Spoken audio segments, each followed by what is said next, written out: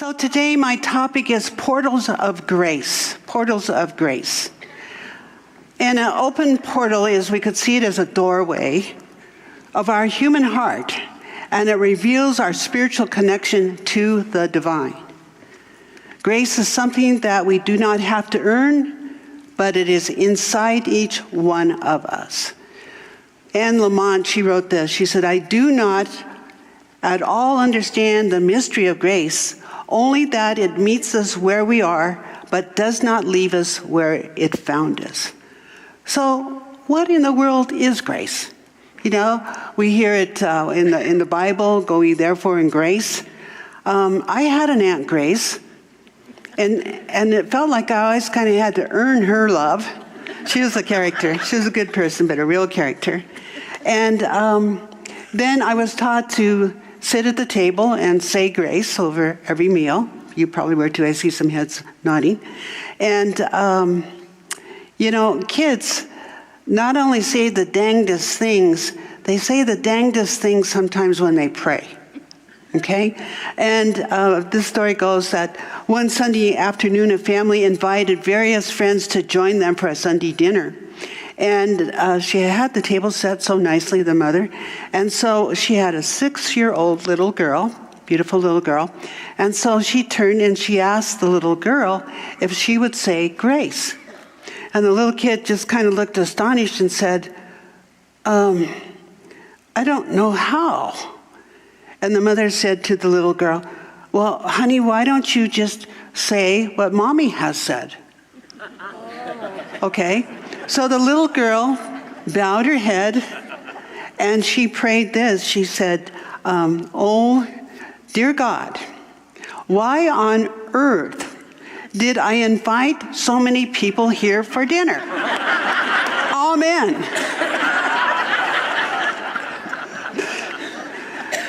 So the darndest things come out of the mouths of babes, right? So we have to be careful because of our great reflections to our children. But grace is defined, I quote a dear friend of mine and a great teacher, Jorge Luis de la Gato. He said, "Grace is the outward expression of the inward harmony of the soul." The inward harmony of our soul. And then another great person that I just love his work, and maybe you do too, Mark Nepo, in one of his first books, The Awakening, he wrote a little story in there called Unlearning Back to God. And he says that each person is born with the spot free of expectations, regrets, free of ambitions, embarrassment, free of fear and worry. And he said it's a spot of grace where God touches each one of us. And I'm pointing to my heart, because he refers to the heart space as our point of grace. And so we can look at psychologists. They refer to grace as the psychic. Ministers, theologians call the spot the soul. Union calls the spot, Carl Jung called the spot of the seat of the unconscious. Then we have the Hindu masters that have called it the Atman, Buddhists, the Dharma. And Jesus called it the center of love. So perhaps we could say that grace is a point of clarity. In fact, when you read Greek or study any Greek, and when I was in the School of Ministry, we had to study a few of those languages, and it was revealing because growing up in a Baptist church, I was always told, by the grace of God, go you. By the grace of God, go I. And I thought, well, yeah, okay, by the grace of God, go I. But I never really related it to me, I don't think. And then when I realized that the word grace in Greek means clarity. So by the grace of clarity, go I. That was really, really helpful and revealing for me when I discovered that. And also in Greek mythology, they relate grace to qualities, the qualities that we live. In fact, they have built incredible statues to these qualities, beautiful statues, because they represent beauty, inner joy, serenity, So grace, what is that inner serenity? What is it if it is not the mirror of God? The mirror of God mirroring itself as each one of us. I feel very strongly with that. And so there's an essence. And maybe that grace is a field of essence. It's a field that is difficult to explain. I always like to feel and sense that there is this umbilical cord of light. It's connected to my soul.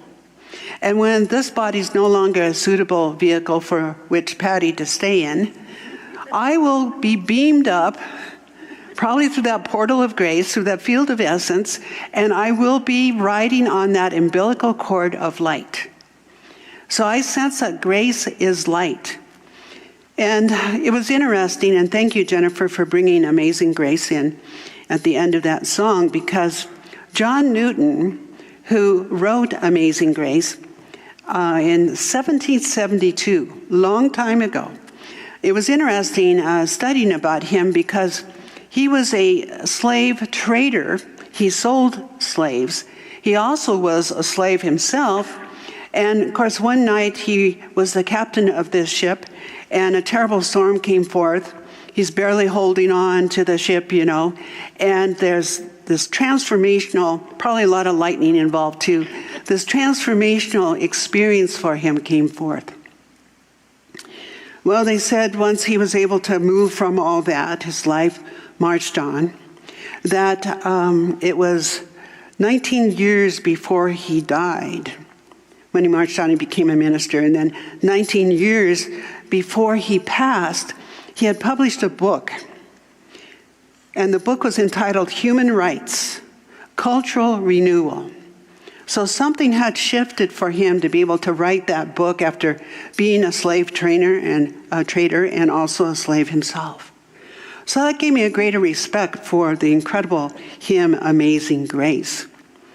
And so in that piece of Amazing Grace, we recognize how sweet the song, how sweet the sound, that it saved in the original a wretch like me, or we kind of manicure it to say a soul like me. But someone who has been dealing with challenges, it saved me, it opened me to see differently, So back to Mark Nepo. In his Unlearning Back to God, he said it represents a passage or a doorway, a mirror, in which the spiritual light has a way to that umbilical cord, I added that, Mark, of spiritual light. And therefore, as we remember the face we had before we were born, before we even came to this planet. So it represents a doorway of remembering, gathering greater understanding. And like the Greeks knew, they knew that it had spiritual qualities that gave to us an inner vision. Also, one thing about that spot of grace, the spot can be covered over with regrets, condemnation, of course fears can cover it over, and a need for forgiveness. And it's asking for a remembering who we are as a spiritual soul, as a spiritual light, to come back into that harmony, back into that humility, back into that which truly, truly is. And so I speak of humility. We hear the word humility. And I think individuals, my observation, someone who's humble and kind, that they probably have learned that somewhere along the path. Not to be out there tap dancing and falling off the stage and, whoa, here I am, but to be still and to be present and to be there for others. I think of a teacher of mine, Howard Badhand, who many years ago, when I was asked first to contact him to see if he would come here to Mile High Church to do a blessing and to talk. And I didn't really know of him. I had heard of him, and I heard that he was a pretty powerful Native American leader. Well, when I called him, of course, I needed a bio, because I need to give it to a marketing department, right? And so I was very in my head, and I thank you, Mr. Badhand, I need a bio of your life. Silence. Nothing on the other end of the line. And so all he said was, you can call one of my students. He didn't even tell me who his students were.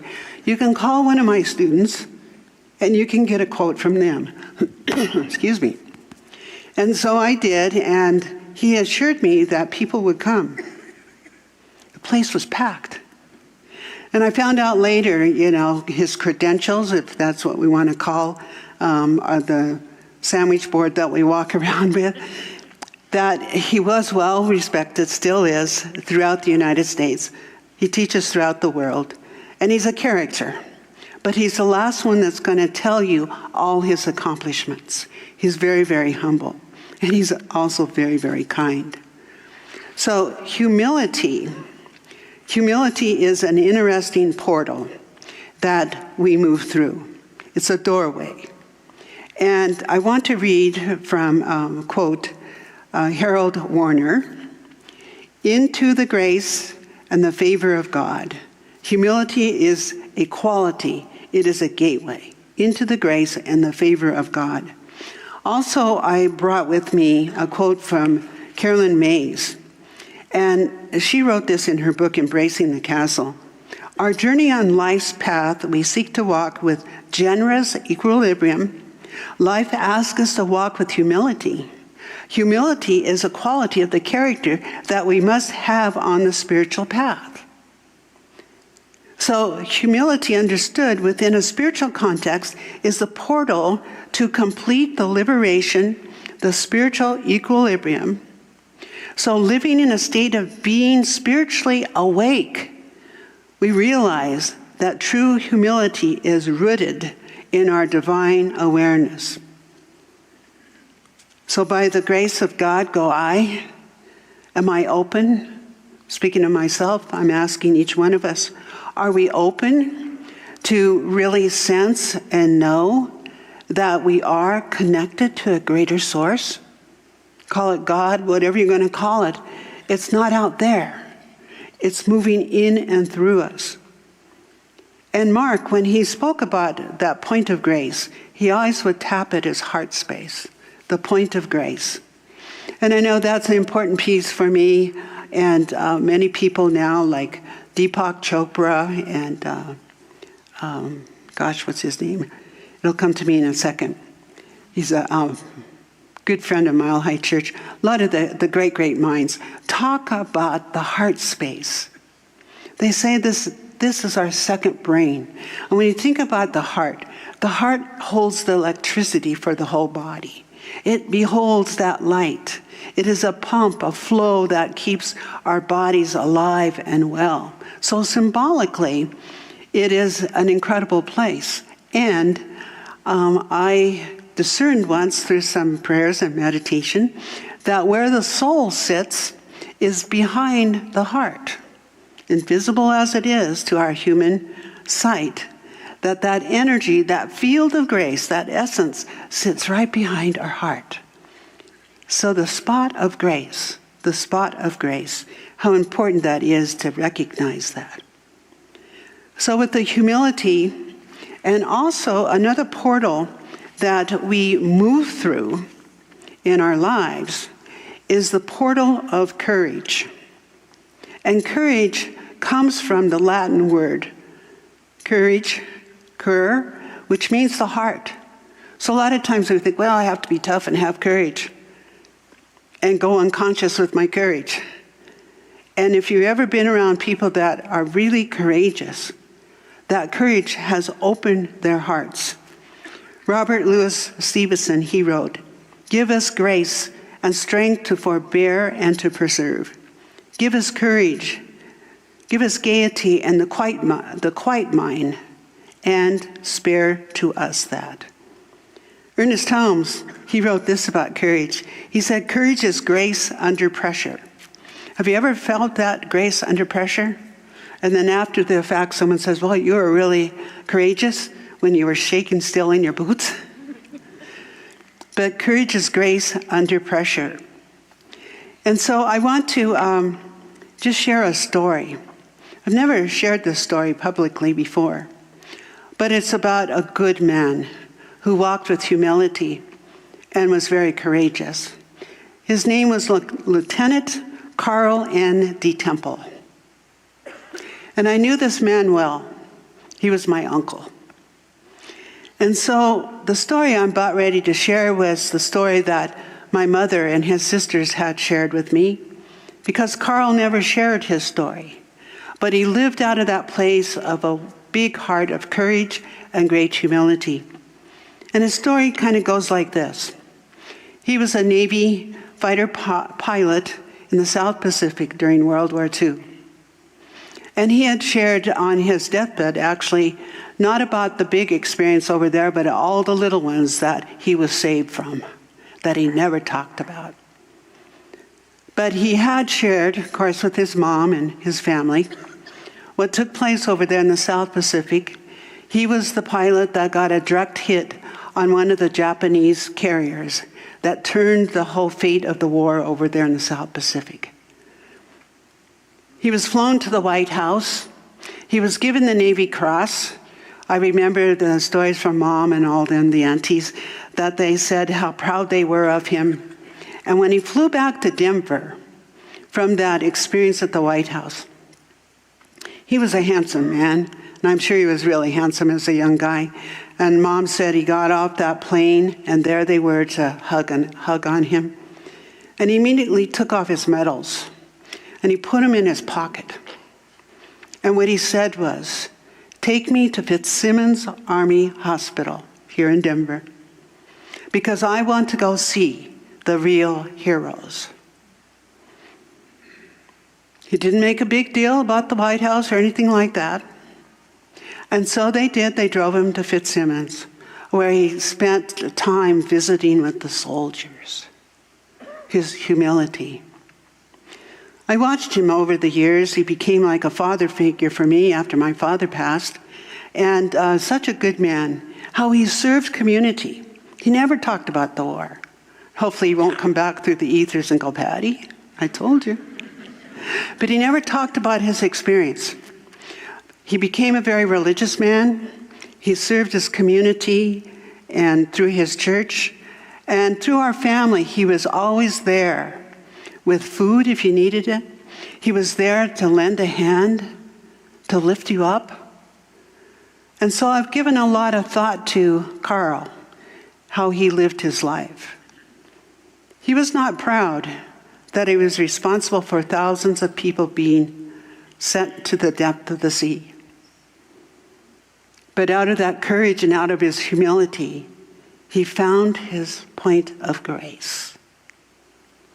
So his story, let it be inspiration to us all, because we can come to that place, that point of forgiveness. Forgiveness means forgiving ourselves back to ourselves, and to be able to live in that state of equilibrium. So it's been said by Mark Nepo once again, God bless Mark, love his work. He said that many times we cover over that point of grace with our regrets and our upsets.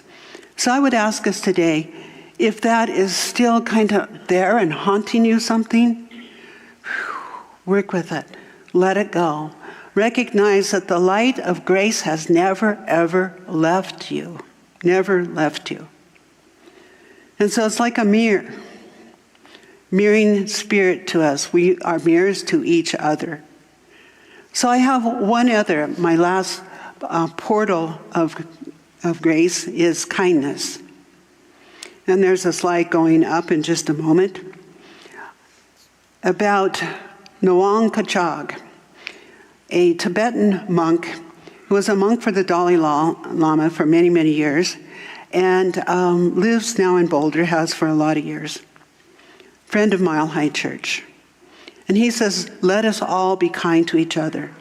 Kent Rautenstrauss remembers this story. Many, many years ago when we had the 5 a.m. World Instant Cooperation for Peace, some of you might remember that. And Noang didn't have a car, lived in Boulder, so God bless Kent Rautenstrauss would drive early in the morning all the way to Boulder to bring Noang here. And by the way, Noang Kachag will be with us on December 16th, it's a Friday, the solstice, along with Doug Goodfeather. Yeah, we're glad to have him along back.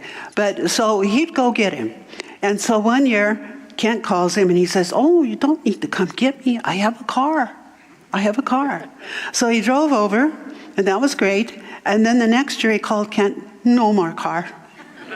No more car.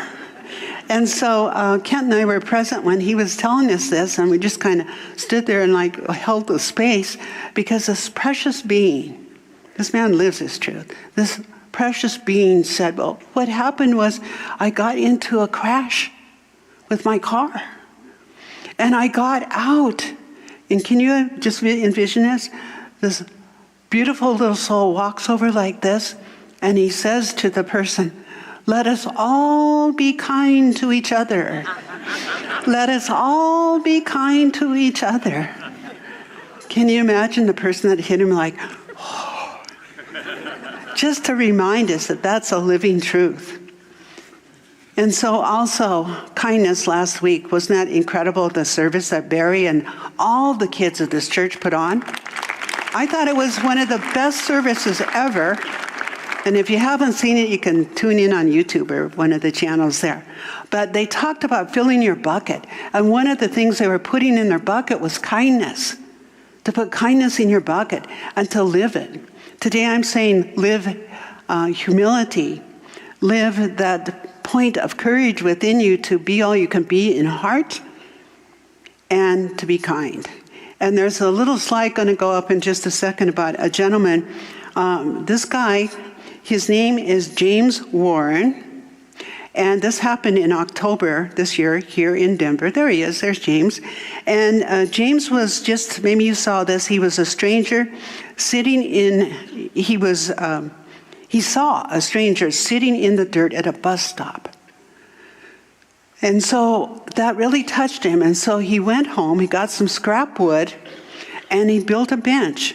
And he engraved on the top of the bench, "Be kind." He placed it at that bus stop. Since then, they say he's built 7 other benches at bus stops. And I just find that incredible with that motto, be kind. So we think, how can I serve humanity? Well, serve humanity from that spot of grace, which is within each one of us. And so, in truth, our spiritual umbilical cord that I speak about has never been severed, nor will it ever be. And forgiving is to give back to ourselves, to open that portal. Maybe it seems like in your life it's been a tunnel you had to crawl through, maybe a big open door, but to come back into that space. And it's uncovering the original center of who we are. So grace as love. I didn't speak of love, but grace is love because they say God is love. God is an essence, it's a fire, it's a flame, it's a warmth, it's a compassion, and it lives within each one of you. And it keeps no score of wrong. So if you've been keeping score of some of the things that have happened to you, you might want to take out a good polishing rag and polish that spot of grace so that you are no longer blind, like John wrote in his song, I can now see.